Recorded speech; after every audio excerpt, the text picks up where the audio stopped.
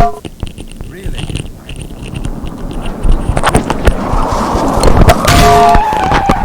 Yes, Pennsylvania is objectively bad.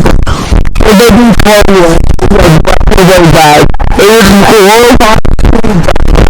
It is worse than fucking Lightning Box. And well, some calls the bang and chocolate face apples, brain face plans. It's just bad. Everything about it is bad. It is so unbelievably bad. It's like Nagasaki.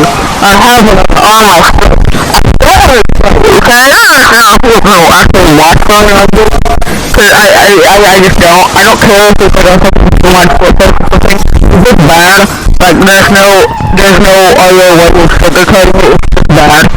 You can't watch it and tell me that it's good. It looks for you. Glorified cheese angles made for kids.